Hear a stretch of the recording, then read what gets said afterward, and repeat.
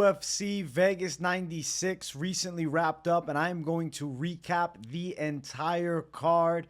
Make sure you guys smash the likes, and if you're new, subscribe. It was honestly a really good Apex fight night, so I'm looking forward to talking about each of the fights on it. Let's get into the first one. We had Cong Wang versus Victoria Leonardo. Listen, the Cong Wang gang for life. She's a savage. I've been saying it all week, and she got a quick knockout, a minute in, straight punch to the chin. Down goes Leonardo. Absolutely badass performance and a massive statement in her debut. You might be saying to yourself, oh, but Victoria Leonardo's a can, but it's not about who she beat. It's how she beat her. Leonardo's a UFC fighter. She's got multiple octagon appearances. She's got a win in the UFC. And Wang made it look so easy. You look at Victoria Leonardo's resume. Fight before, she fought Natalia Silva, who has a fight coming up against Jessica Andrade. And Wang got her out quicker than Natalia Silva did. She went longer with Gatto with the broken arm. She even went to a second round towards the end with Manon Fiorot, who's fighting at the highest level and really next in line for the belt in the same division. I think that Cong Wang is a special talent. And I feel like I'm already on the hype train. The Joker's a savage. Future fights for her, must watch. And I'm telling you, she's going to be a confident pick in a lot of matchups at 125. And I, for one, can't wait for the next one. Super dope performance. And she has a win over Valentina Shevchenko in kickboxing. Next fight, Jacqueline Cavalcanti, Josiane Nunes. This was a really competitive fight. Cavalcanti got a close split decision. She was able to do fairly well with strikes from distance. Josiane Nunes attempted to bring heavy pressure to her and throw big shots, but for the most part, she was outgunned. Granted, she did win on one judge's scorecard with a 30-27, which I thought was crazy. The 29-28 Cavalcanti call was very fair. Though Nunes had moments in the fight, Cavalcanti dictated the pace for the most part, and Nunes was forced to really just chase her for a lot of the fight, and Cavalcanti did a good job at picking her shots. So Josiane Nunes loses to Cavalcanti, who I think is a decent striking prospect.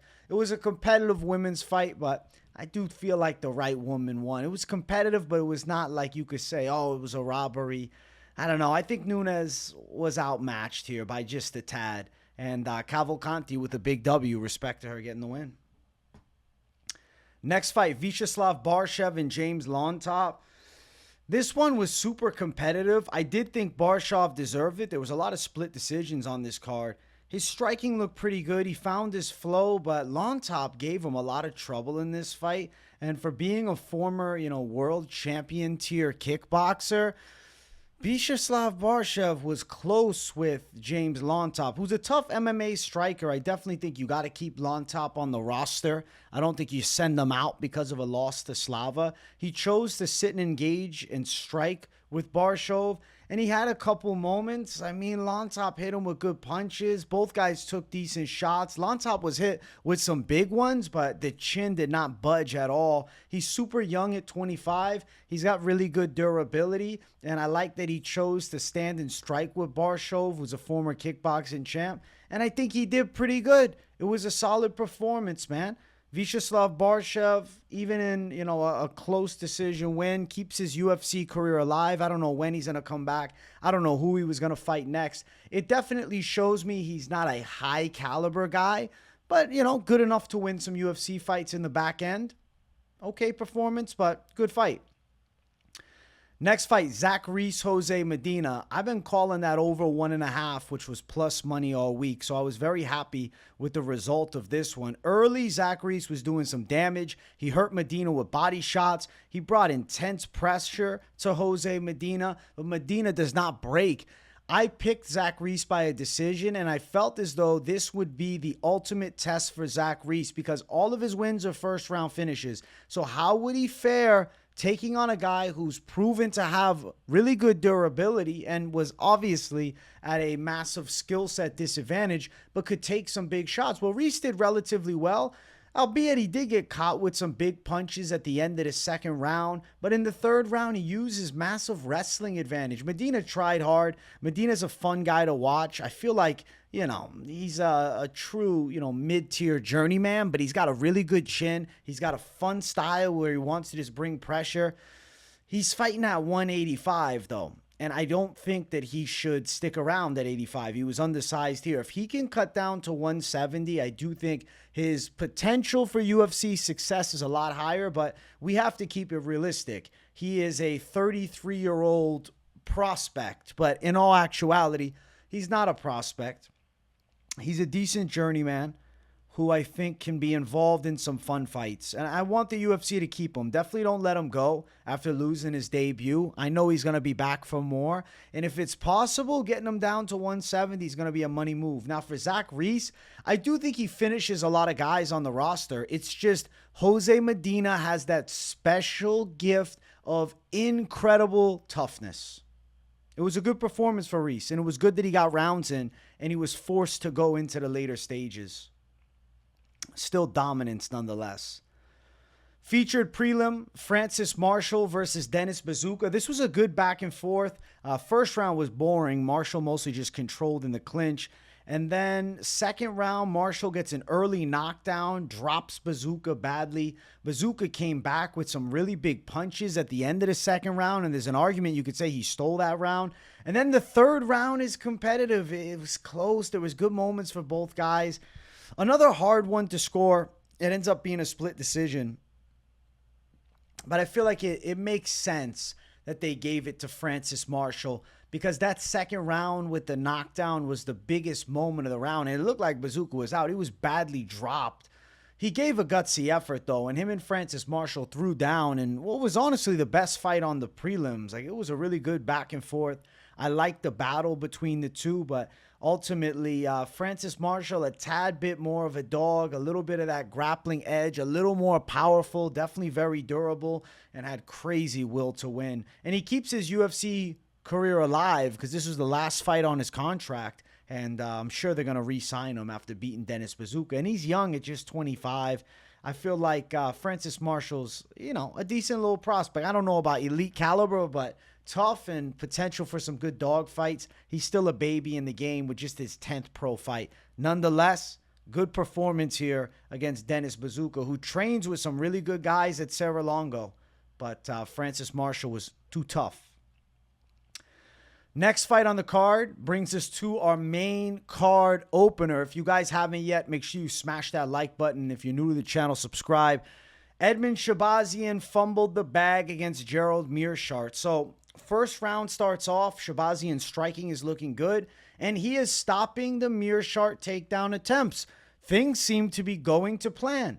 Second round, he hurts Meerschaert to the body. Meerschaert is turtling up, and Shahbazyan is going crazy for a stoppage. Now, the first blitz was okay, but he gave his all in multiple attempts to stop Gerald Meerschaert from the top position, playing into Meerschaert's game, and then completely gassing out. Like, his fight was over with afterwards. He was tired. You can see when he got back up to the feet. He was starting to fatigue. He was starting to wear down, and he just lost it. And Gerald Meerschaert is a guy who's not going to quit. And when you're tired, Meerschaert thrives because he doesn't have super quick striking or crazy athleticism, but what he does have is really high-level submission threats and a very good will. And he recognized as Shahbazyan was throwing all the crazy shit that he's gonna gas out, and then Meerschaert gets on top of him and he arm triangles him up, and Shahbazyan's forced to tap. The way Meerschaert won is just simply by being tough enough to survive. He was happy that Shahbazyan was letting everything go with big ground and pound, but a lot of the shots getting blocked, and then him fumbling the bag. Shahbazyan sold. If Shahbazyan would have got back up to his feet sooner and said, no, Meerschaert, get up. We're playing my game. I still got energy. Or if he would have just never followed Meerschaert to the ground, who knows? Maybe Edmund Shahbazyan knocks him out. But there is just a habit with MMA fighters, MMA strikers specifically, where they do well on the feet, they're winning, and then they try to get a stoppage on the ground, and they fumble, they gas out, they get locked in a submission, or they're tired, and they get controlled by the grappler, and they end up blowing big fights. And this is a simple, absolute truth example of such a thing. If Shahbazyan decided to get back up to his feet sooner, before he was gassed, or if he would have never followed Meerschaert to the ground and just stuck to the game plan, if he doesn't get a knockout, he's en route to a 30-27 decision. But instead, tries to go crazy with the blitz, and he meets the wrath of Gerald Meerschaert, who called out Paul Craig afterwards, and he wants to do it in Tampa. Yes, make that fight happen. That's actually a really dope fight. I would love to see it personally. I've always wanted to see Meerschaert and Craig, and I think right now that makes the most sense for both of them. And it was also a performance of the night bonus winner. Next one, Michael Morales versus Neil Magny. This was Morales' coming out party. Neil Magny was putting heavy clinch pressure against the cage on Morales. Morales eventually was able to fight the hands, lands a spin elbow to get out of the clinch, puts Magny down, follows up with big ground and pound. Magny's done at this point. He's trying to fight Morales off of him. Then Morales is able to find his way on top. He gets mount. Big shots are coming. Then Neil Magny, he turtles up, and it's pretty much over. I mean, Magny was done for. The fact that Morales finished him from top position in such a brutal fashion like that really is what amplified the stock, because Morales can strike, he can grapple, but he also can ground and pound you. He doesn't just need a submission. He lets bombs fly, and it was such a dope performance for him to go out and finish Neil Magny in a round like that. This jumps his stock a ton. He beats a ranked guy in Neil Magny. And the future is very bright for Michael Morales. I mean, he's going to be matched up against somebody ranked again next time out. And I think that's what he deserves at this point. That's the level that he sits at. The only concern I have is how young he is. He's just 25. So being a baby like that, there's a worry that potentially, you move up the ranks a little too soon, you face an L. But is it the end of the world at 25 and 17-0? If he does lose a forthcoming fight, does that mean he couldn't be a top caliber contender? Absolutely not. He still has a ton of that potential. And it's going to lead to that. I think big fights are what's coming. I don't know. I want to see who's in that top 15. Let me bring it up. I'm going to look at the UFC rankings on my phone here. So if you look at the welterweight top 15, Magny was ranked number 12. So currently, Morales is in a position where he kind of jumps ahead of Kevin Holland, Venom Page, and Vicente Luque. I wonder if they push him as far as to give him like a Buckley Wonderboy winner. That could potentially be the fight for him. Michael Venom Page fight, maybe. There's definitely options. There's definitely a lot of excitement with Morales, and I think he is a special talent in the UFC. He wants finishes. He hated winning decisions in the past couple, and I'm glad he got one here against Neil Magny. It was a 10 out of 10 performance. He also got a performance of the night bonus. Next up, Mairon Santos versus Kaan Ofli. This was a special win. Mairon Santos is a special Brazilian fighter. He has that Anderson Silva vibe. I was saying it on the live stream when they were doing the, pre-fight montage for Mairon Santos. I just couldn't describe the special glow that he had to him. The skill set is incredible, man. Takedown defense was there. Precision striking is there. His improvement has been crazy. This is a guy that was dominated by Dan Argueta in LFA a few fights ago. He went on to win a fight, get into the Ultimate Fighter house, win 2 fights there, and then get a vicious knockout of Kaan Ofli. And I think Santos is significantly better than his Ultimate Fighter performances. Santos looked really good in this fight, and the way that he knocked out Ofli was vicious fashion. The counter left to the chin. Both of them missed right hands. Santos beat Ofli to the left, and down Ofli goes. Santos also landed a couple of extra shots, a little sugar on top. Holy shit. I think Mairon Santos has great takedown defense. I think he's a pretty precision puncher. I think he picks his shots really well. He manages distance. If he can stop some takedowns, I mean, I know he's a baby at just 24, but the future is bright, and he's declaring that he's a future featherweight champ. Now, I will say there was a big struggle with him making the weight. So that's a little bit of a concern because at 24, if you're already struggling with that weight cut to 145, you're probably going to have to move up to 155 then. So something needs to get dialed in there, maybe a nutritionist, something. He needs some type of nutritional support. He's got the PI now. He's already at Extreme Couture, which is a great gym. And if he can stick around at 145, 146, what he weighed in here, I do think he's got a pretty bright future in the game and a very exciting UFC signing. For Kaan Ofli, brutally knocked out in this fashion, there's a possibility that he's released from the UFC, but I don't think it'd be a horrible idea to give him another fight. I mean, he is a really good grappler, and he just ran into an absolute menace. Like Santos, he was also threatening with that knee up the center. He threatened with it early, and it made Ofli kind of scared to shoot takedowns from the outside. So very good by Mairon Santos. Next fight, Ryan Loder, Robert Valentin, another Ultimate Fighter finale. Congrats to the winners, man. Ryan Loder becomes the Ultimate Fighter. Rob Valentin is a dope style, but he didn't have the goods for Ryan Loder. First round, Ryan Loder bringing some wrestling pressure. Valentin threatening with subs from the bottom. Valentin ends up finding a way to Loder's back. And it seemed like he had a couple of close rear naked choke attempts. And then Loder ends up finishing the round on top. But personally, I felt that Valentin's close submission attempts were big enough moments to win him the round.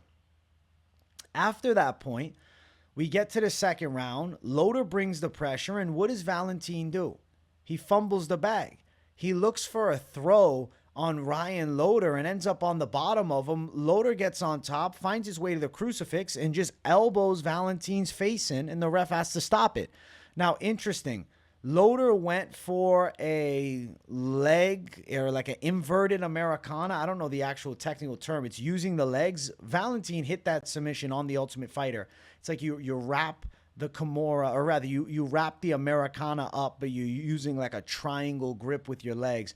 Valentin was locked in that in the first round, and Loder said he heard the arm of Valentin pop. So, assuming he was compromised after that point. For Loder, this is a massive win. He's a wrestling coach over at Team Alpha Male, and he's turning out to be a pretty decent fighter. I won't lie to you, though. I feel like Loder does not have a long UFC forthcoming. He said that his primary focus is coaching, but he wanted to get some experience. So, I don't know. We'll see. I think he consistently fights. He said he's going to take it one step at a time. We'll see how many fights he does, but I wouldn't be surprised if you see Ryan Loder retire from MMA at like 10-2. He wins maybe, 4 fights in a row, gets a top contender, loses to somebody, gets knocked out or something like that, then decides to retire from the sport. I think this is like a single run for Ryan Loder. It's either all wins and he gets to the top, or if he hits that wall and he loses, he's going to say, okay, respect to the game, I'm out, I'm going to focus on coaching. Either way, Ryan Loder's a good soul, man. Good guy. After the fight, he was talking about mental health. He said, you can reach out to me. Like, very few people like that out there that are just genuine good folk. And Ryan Loder is that. So I really like Ryan Loder, man. Karma was definitely on his side here, and he got a massive win. Respect to him pulling through. And he got a performance of the night bonus? No, he didn't. These two both can get one, but definitely Mairon Santos should be getting at least $25K because that knockout was absolutely vicious. Co-main event. This one was interesting. This is where the controversial decision call I don't think is crazy. Tabatha Ricci got the first round. Angela Hill definitely got the third round. The second round was a relatively close toss-up between these two in the co-main event, but I don't know. I kind of thought maybe you squeak it towards Angela Hill, but Tabatha Ricci did bring some pressure. She had Hill backing up a bit and uncomfortable. It was such a hard one to score. Ricci came out so fast. Her boxing's looking better, regardless of what the result coulda, shoulda, woulda been. You know what? Fuck it. Ricci probably deserved that. I haven't gone back and rewatched it, but I'm sure if I did with an open mind, I could probably see why they scored it for Ricci. I think Ricci winning is better for the sport. Angela Hill's 39. I think Ricci has way more upside potential, and the stock value in her is much larger. I mean, her boyfriend's Callum Walsh, who's Dana White's favorite boxer right now. I think that Ricci's good. Ricci's got decent striking. She's developing better boxing. She better be when her boyfriend's an undefeated pro boxer. Her grappling skill set has always been there. She has good jiu-jitsu. She landed some takedowns in this fight. And Tabatha Ricci, in a close one, took out a OG badass in Angela Hill. It was a unanimous decision, too, not even a split. I was thinking it was going to end up being a split decision. But it's good for her to pull through and win. I mean, shit, it went distance, which was 100% expected. Ricci takes home a nice W. I think her evolution is evident. I feel like her boxing's gotten cleaner. She's kind of figuring out how to pace herself just a tad bit better, even though she came out crazy in the first round.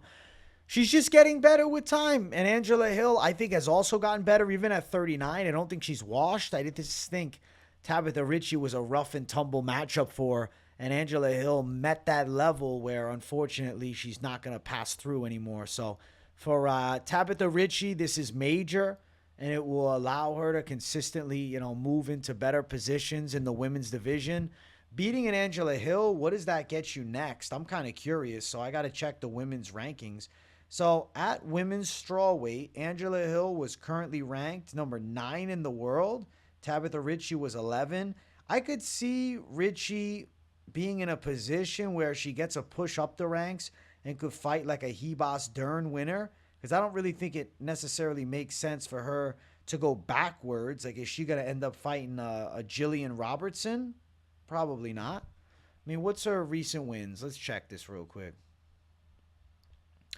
Tabatha Ricci, she beat Jillian Robertson. Yeah, what am I even saying? So she's not going to get that fight. She deserves better than Lucinda or Cavalcanti. Pinheiro lost to Angela Hill. I think it's only upwards from here. I think she's probably in a position where she might fight the Hebas Dern winner. Could be even a fight against Marina Rodriguez if they want to test her against another slick striker, a more dangerous one than Angela Hill too. Good performance. And for Angela Hill, she'll be sticking around. She's not going anywhere. Maybe a fight, I don't know, against Lucindo maybe. Maybe that's the fight to make, something like that. Angela Hill's fought pretty much everybody. But if you send her backwards, it kind of is the only one. I mean, I'm looking at these rankings.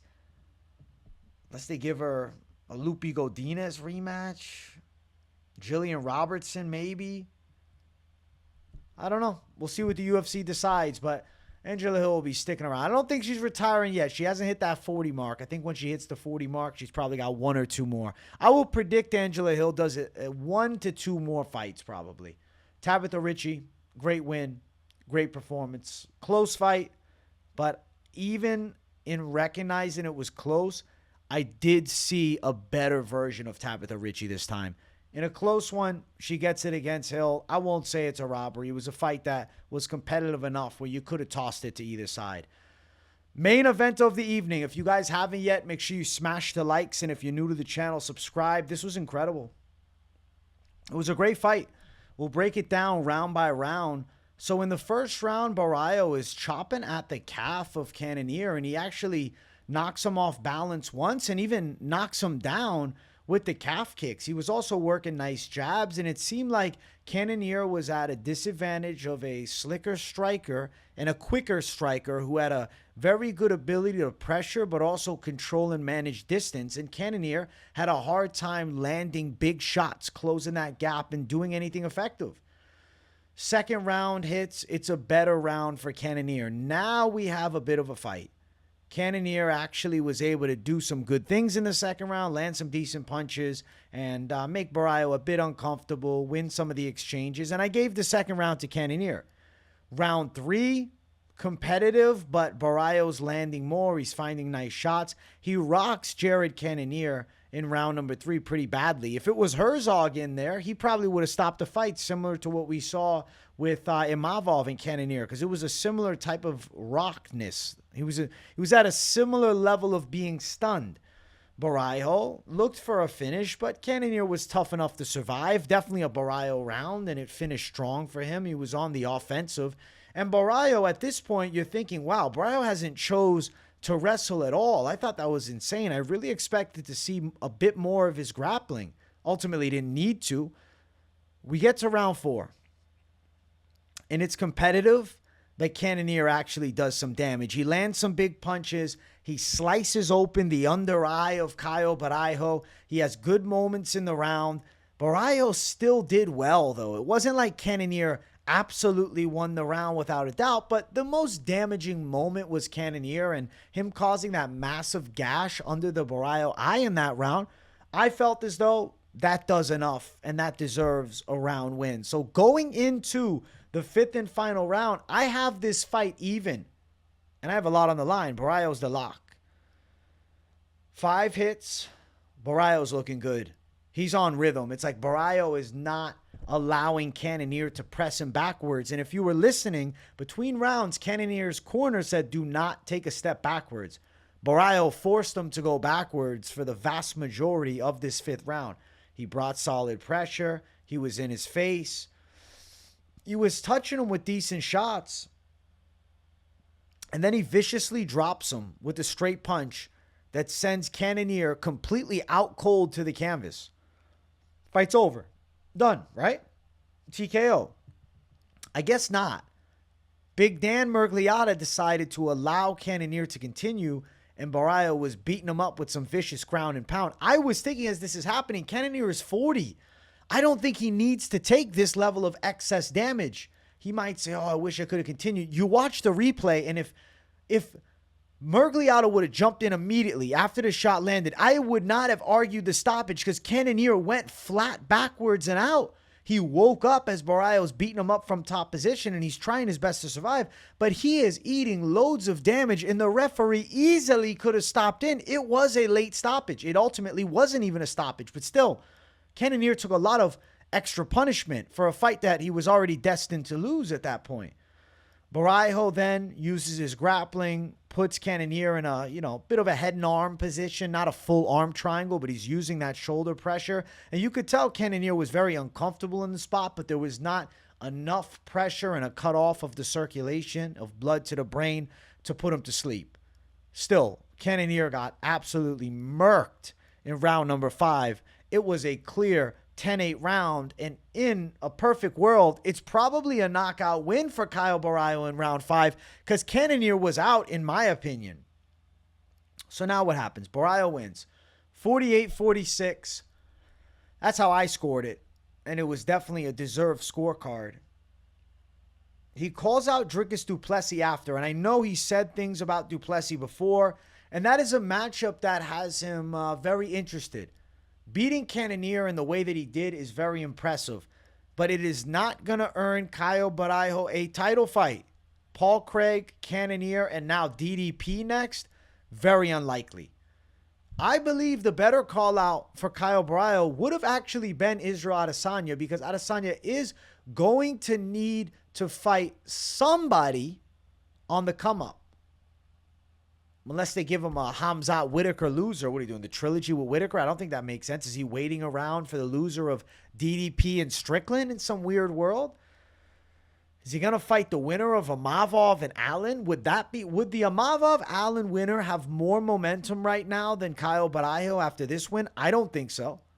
Even though Imavov beat Cannonier, it was a relatively early stoppage. It was an early stoppage. Not even relatively. It was definitely an early stoppage. And Brendan Allen's coming off of a close split decision for, if not Chris Curtis hamstring tearing, Chris Curtis is probably pulling off a massive upset there in the rematch. I guess it wasn't massive, but still an upset. Caio Borralho handed Jared Cannonier a bit of a beating and a lesson, and also shot one takedown in the whole fight, and it was in the 5th round. Caio Borralho showed that he can strike with the best of them, and he didn't even showcase the elite level jiu-jitsu that he has. The Israel Adesanya and Caio Borralho fight actually makes a lot of sense because Caio Borralho seems to be the future Brazilian star. Israel Adesanya, the former champ, I know the likelihood is slim, but just imagine a world where that fight happens. Is it not a dope matchup? It would be a dope fight. I would love to watch that fight.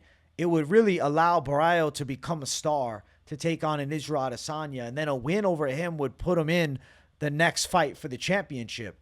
I think that Caio Borralho has a much higher ceiling than both Nasruddin Imavov and Brendan Allen. I think he has more championship potential than both, and I definitely believe he has more star potential than both of them too. Who does Caio Borralho fight next, if not for Israel Adesanya? Well, I would say option would probably be He would then face the winner of Brendan Allen and Nasruddin Imavov, but I will bring a slight argument that it's the battle only of the new blood instead of him fighting against a former champion who has a historic resume, and a win over Adesanya would grow his name and brand significantly more than beating an Imavov, which would be bigger leading into a world title fight, potentially with Hamzat or Whitaker or Dricus du Plessis or Sean Strickland. You know, it all is who's the champion at the time. We don't know for sure. Either way, Caio Borralho's win was sensational, and taking out even a 40-year-old Jared Cannonier and essentially knocking him out is so badass. For Cannonier, he needs to take 6 months off. I'm looking at the rankings right now, the middleweight rankings, and I'm thinking to myself, I think time off is his best option. I mean, maybe he fights like a Brendan Allen who loses to Imavov next. Or do we just do it right? We have Paulo Costa and him end up fighting. That kind of makes more sense than anything. Maybe a Kevin Holland-Dolidze winner could be the matchup for him after the fact. That could be it. But the Paulo Costa fight has always been dangling there. The issue is, what if Paulo wants to turn around and fight relatively soon? I don't think Cannonier should fight any sooner than 6 months. I think Cannonier should take the rest of 2024 off and come back better in 2025. He does not need to rush back to the octagon. He rushed back here, and granted, you know, the Imavov fight was an early stoppage. This fight, he took significantly more damage and was legitimately knocked out, but didn't have a stoppage loss happen to him, which is crazy. If Herzog was reffing this fight, it would have been stopped 1,000%. Very interesting. Caio Borralho, breakout performance. He was my lock of the week, so I was very happy he took home a W.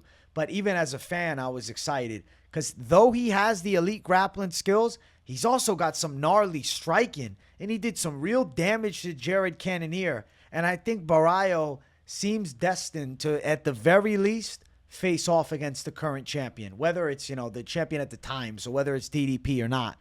I like the DDP fight a lot, though, but he still has to earn it. An Adesanya fight, optimal for Borralho's career. I just don't know if that's optimal for the UFC. Time will tell all.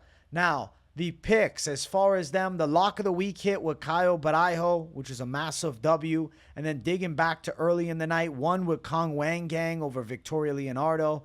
Had Nunes as a dog, lost the decision. She was a dog pick. It is what it is. It was a close fight. Had Borshchev over Llontop. Had Reese over Medina, and the over 1.5 was a confident call there, and that was plus money. Picked Buzukja over Marshall. He loses split decision. That's a fair call. Lower tier prospect fight. Had Shahbazyan over Meerschaert, and Shahbazyan absolutely sold. Great win by Meerschaert. Had Morales over Magny, and Morales like a god. Had Ofli over Santos, because I guess I just doubted the Brazilian's grappling defense, and boy was I wrong. This dude's special, and I'm a big fan now. Had Valentin over Loder, fumbled the bag there because Loder's wrestling was way too much. And I had Hill over Ricci. I thought the over 2.5 was the real confident call, as many of you all did.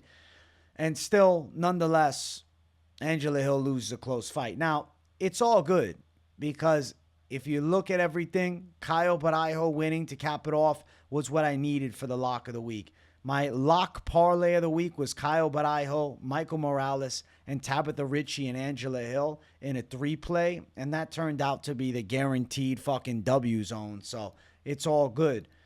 Borralho with a finish in the main event, or whether, I guess it wasn't really a finish, but essentially knocking out Cannonier. I cannot wait for what's next. Such a fan, such a special talent. UFC Vegas 96 was actually good.